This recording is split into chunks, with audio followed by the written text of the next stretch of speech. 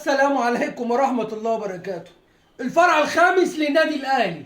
الأهلي يا جماعة بيعمل الفرع الخامس للنادي الأهلي، والزمالك يا جماعة مفيش أي فروع. الأهلي النهاردة يا جماعة بيعمل فرع جديد في القاهرة الجديدة، وفي ظل ما الزمالك بيعاني في الوقت اللي رئيس نادي الزمالك بيجيله 3 شهور سجن.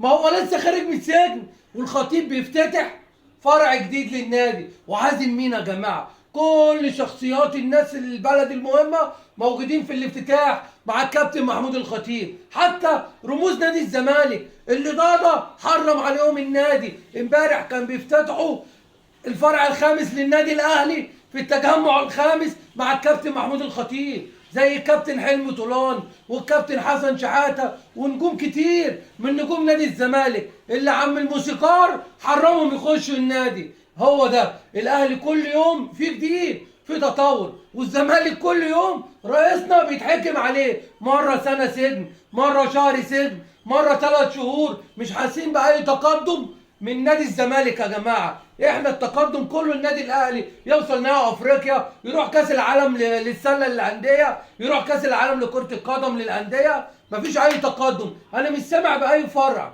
انا سمعت فرع لنادي الزمالك اللي الزمالك هيعمل فرع محلات. طب هيفتحها ايه؟ الناس بتتريق علينا، قال لك المحلات هيفتحها بليله ايه؟ يعني الاهلي يعمل 5 فروع يا جماعه في كل اماكن، في التجمع الخامس وفي 6 اكتوبر وفي كل اماكن، والزمالك يروح يفتح محلات. بدا اسمه كلام يا جماعه. ومين اللي بيفتتح كمان الاماكن دي مع الكابتن محمود الخطيب؟